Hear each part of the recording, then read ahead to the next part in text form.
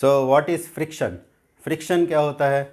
जब कोई दो सर्फेसेस के बीच में आपस में रिलेटिव मोशन होता है तो उस रिलेटिव मोशन को अपोज करने वाला जो फोर्स है उसको बोलते हैं फ्रिक्शन।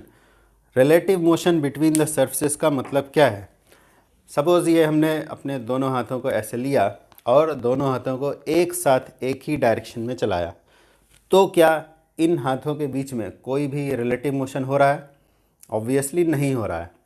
एक ही डायरेक्शन में चलाएं बट एक को ज़्यादा स्पीड से चलाएं, एक को कम स्पीड से, तो इनके बीच में रिलेटिव मोशन हो रहा है। एक हाथ आगे निकल गया, एक पीछे रह गया, ठीक है। तो इनके बीच रिलेटिव मोशन हुआ तो तुम्हें खुद में फील होगा, ऐसे हाथों में फील होगा कि हाँ एक कोई फोर्स है जो दोनों हाथों को एक दूसरे पर चलने से यानी रिलेटिव मोशन से रोक रहा है। और अगर ऐसे आगे पीछे चलाओगे तो भी रिलेटिव मोशन हो रहा है। तो क्लियरली पता चलता है कि कोई फोर्स है जो इस रिलेटिव मोशन को अपोज करता है। तो इसी फोर्स को बोलते हैं फ्रिक्शन। लेकिन ये जो हमने समझने के लिए हाथों को यूज़ किया है, इसमें एक डाउट हो सकता है, एक मिसकॉन्सेप्शन हो सकता है फ्रिक्शन को समझने के लिए। और वो पहले जिन लोगों ने फ्रिक्शन के बारे में सोचा था उनको भी ये डाउट था, हो सकता है तुम्हें भी हो, कि सपोज़ ये एक सरफेस है और इस पर अगर हम इस बॉडी को ड्रैग करते हैं, ऐसे फोर्स लगा के मान लो ड्रैग करते हैं, तो ये जो कॉन्टैक्ट सरफेस है, ठीक है, ये मान लो फ्लोर है और ये बॉडी है, इनका जो कॉन्टैक्ट सरफेस है, यहाँ पर इस रिलेटिव मोशन को अपोज करने के लिए एक फोर्स आ जाएगा जिसको बोलेंगे फ्रिक्शन फोर्स। यहाँ तक तो हमने डिस्कस कर लिया।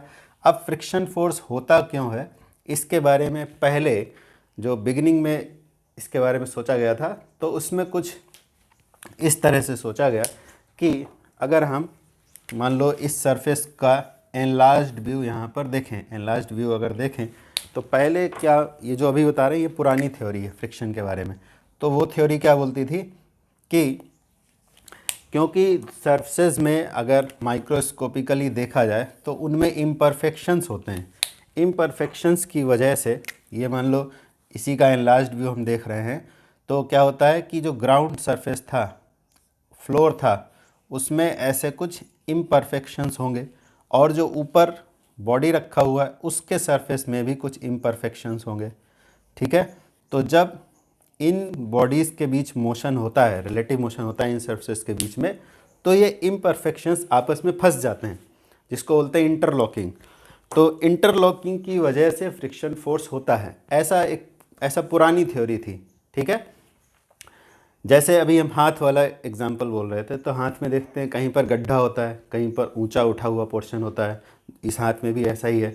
तो अगर हम ऐसे हाथों को चलाएं तो हमें ये बात सही लगती है जो यहाँ बताई गई है, क्योंकि ये जो उठा हुआ पार्ट है हाथ का, ये गड्ढे वाले पार्ट में फंसता हुआ हमें दिखता है और इसलिए हमें लगता है कि हाँ ये बात सही होगी। लेकिन ये बात सही नहीं है। कैसे पता चला?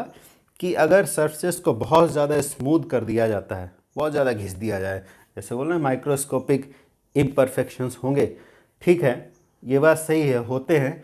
लेकिन अगर इनको और ज़्यादा घिस दिया जाए, दोनों सरफेस को और स्मूथ बना दिया जाए, तो ऑब्वियसली ये इम्परफेक्शंस कम हो जाएंगे और इम्परफेक्शंस कम हो जाने से अब इंटरलॉकिंग कम हो जाएगा। इंटरलॉकिंग कम होने से फ्रिक्शन कम हो जाना चाहिए, लेकिन वो नहीं होता है। कुछ केसेस में फ्रिक्शन और ज़्यादा बढ़ जाता है। जैसे एक कांच की प्लेट रखें, ग्लास प्लेट, और उसके ऊपर दूसरी ग्लास प्लेट रखें और ऐसे हॉरिजॉन्टली एक प्लेट के ऊपर दूसरे प्लेट को ऐसे खिसकाने की कोशिश करें, तो वो और भी ज़्यादा स्ट्रॉन्ग फोर्स से जैम हो जाती है। जबकि दोनों सरफेस बहुत स्मूथ थी, अब रिलेटिव मोशन को अपोज करने वाला फोर्स और ज़्यादा हो गया, यानी फ्रिक्शन फोर्स बढ़ गया। तो स्मूथ सरफेस होने से फ्रिक्शन घटा नहीं बल्कि बढ़ गया। तो इसका मतलब है कि ये वाली जो थ्योरी है, इंटरलॉकिंग वाली थ्योरी, ये सही नहीं है। तो फिर जो करंट थ्योरी है, जो अभी एक्सेप्टेबल थ्योरी है फ्रिक्शन के बारे में, वो ये है कि फ्रिक्शनल फोर्स भी इलेक्ट्रोमैग्नेटिक नेचर का फोर्स है। इलेक्ट्रोमैग्नेटिक नेचर का फोर्स क्या होता है इसके बारे में डिटेल में तो 12th क्लास में पढ़ने को मिलेगा। फिलहाल ऐसे समझ सकते हैं कि सरफेस पर जो मॉलिक्यूल्स हैं, एक मटेरियल के और दूसरे मटेरियल के, इन मॉलिक्यूल्स के बीच में आपस में फोर्स लगता है, इलेक्ट्रोस्टैटिक फोर्स। जैसे तुमने पढ़ा होगा केमिस्ट्री में कि matter is made up of atoms and atoms are made up of nucleus and electrons.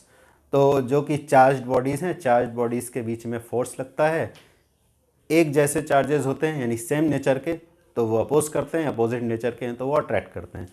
तो अभी हम इतना ही यहाँ पर बोलेंगे, बाकी 12th क्लास में।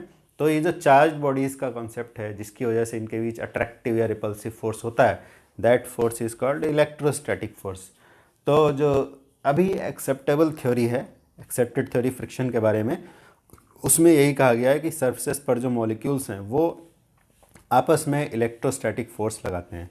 ठीक है, और हमने इलेक्ट्रोमैग्नेटिक इसलिए कहा कि जब 12th क्लास में तुम पढ़ोगे तो समझ में आएगा कि इलेक्ट्रोमैग्नेटिक फोर्स एक बड़ा टर्म है जिसके अंदर इलेक्ट्रोस्टैटिक और मैग्नेटिक दोनों इंक्लूडेड हैं, इसीलिए उसको इलेक्ट्रोमैग्नेटिक नेचर का फोर्स बोल सकते हैं।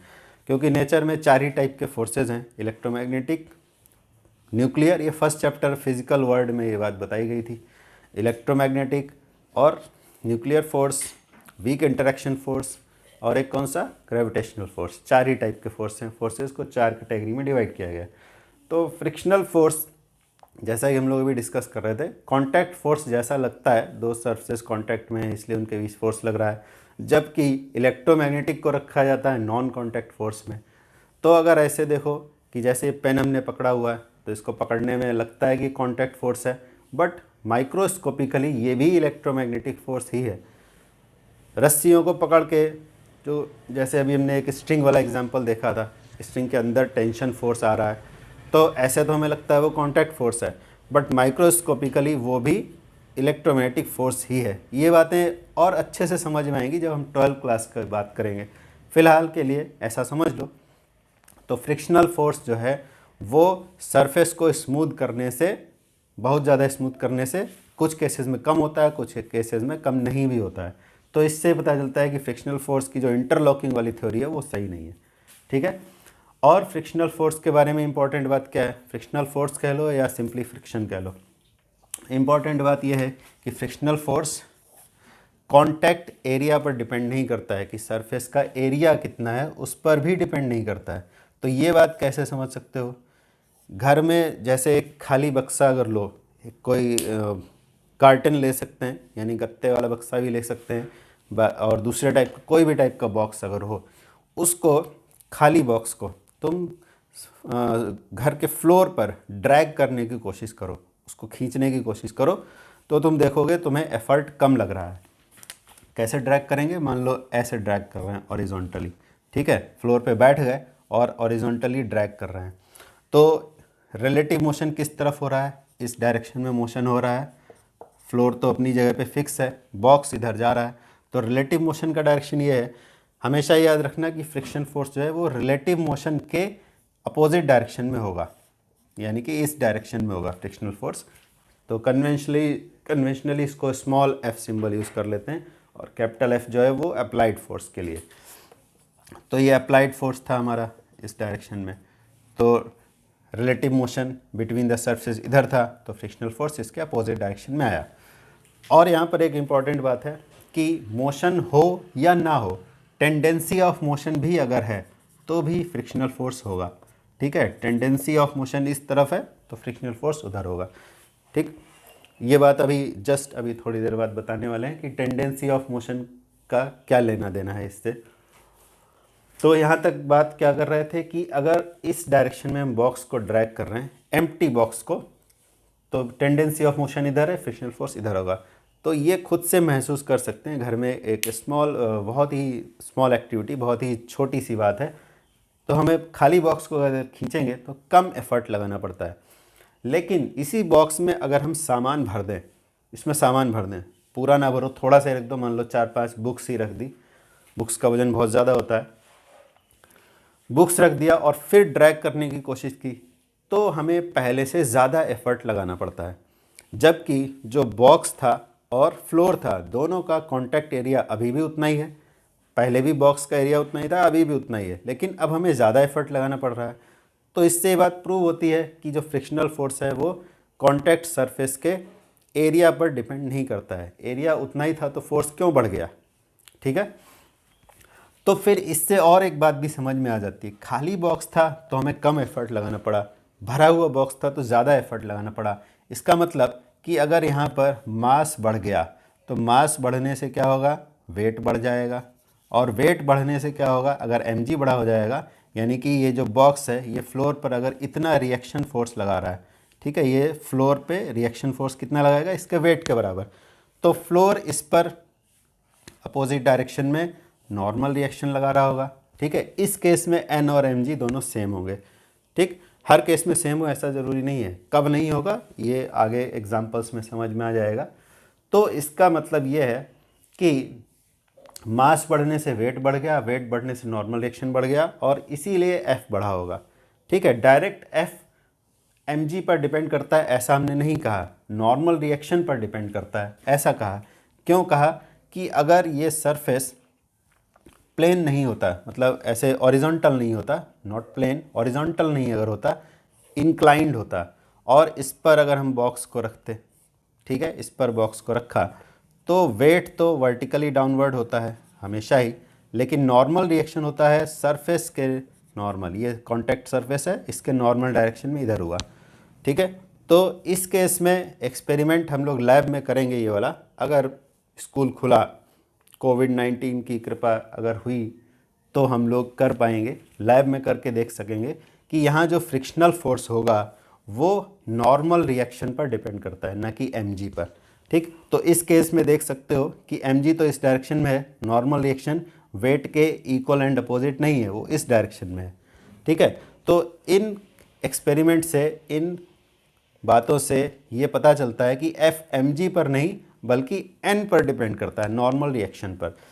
तो F किस तरह डिपेंड करता है ये एक्सपेरिमेंटली पता लगाया जा सकता है कि F is proportional to n के डायरेक्टली प्रोपोर्शनल होता है, और इस केस में n is not equal to mg, इसमें n इक्वल टू mg है बट इसमें नहीं है, ठीक है। इसीलिए mg बढ़ने से n बढ़ेगा, that is true, but mg और n बराबर हो ये ज़रूरी नहीं है, इस केस में बराबर है, इसमें नहीं है, ठीक है। तो इसमें कितना होगा ये हम लोग आगे डिस्कस करने वाले हैं।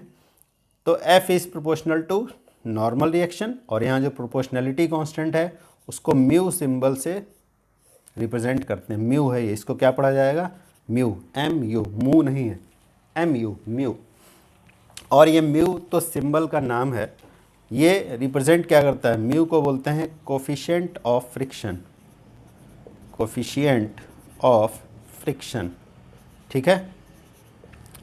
और म्यू की वैल्यू अगर निकालनी है तो F/n कर सकते हैं, ठीक है। F कौन सा फोर्स होगा, frictional force, not capital F, capital F तो अप्लाइड फोर्स के लिए यूज़ कर रहे हैं, frictional force by normal reaction. तो अगर म्यू का यूनिट निकालोगे तो क्या आएगा, कोई यूनिट नहीं आएगा, बिकॉज ये फ्रिक्शनल फोर्स है, ये नॉर्मल रिएक्शन, ये भी फोर्स है, तो force by force no unit, ठीक। यहाँ तक बात समझ में आई कि तीन इंपॉर्टेंट बातें यहाँ बताई गई हैं कि जो क्या बात है कि फ्रिक्शन जो है यानी फ्रिक्शनल फोर्स वो इस बात पर डिपेंड नहीं करता है कि कांटेक्ट एरिया कितना बड़ा है, ऐसा नहीं है कि एरिया बढ़ जाएगा तो फ्रिक्शन बढ़ जाएगा। और दूसरी बात कि फ्रिक्शन जो है वो नॉर्मल रिएक्शन के डायरेक्टली प्रोपोर्शनल होता है। और एक बात जो पहले बताई गई थी कि इंटरलॉकिंग वाली जो थ्योरी है वो फ्रिक्शन के लिए सही नहीं है। कौन सी थ्योरी सही है, इंटरमोलिकुलर फोर्सेस वाली, जो एक सरफेस के मॉलिक्यूल दूसरे सरफेस के साथ लगाते हैं। तो यहाँ तक बात समझ गए होंगे, F equal to mu N, यहाँ तक ये एक इम्पॉर्टेंट बात है एग्ज़ाम में पूछी जाने वाली। फ्रिक्शन के बारे में बाकी डिस्कशन हम लोग करेंगे नेक्स्ट क्लास में, ठीक है। अगले क्लास में फ्रिक्शन का डिस्कशन भी ख़त्म हो जाएगा, फिर उसके बाद हम लोग प्रॉब्लम्स पे जाएंगे, प्रॉब्लम कैसे सॉल्व करें लॉज ऑफ मोशन के, ठीक है। तो आज के लिए इतना ही।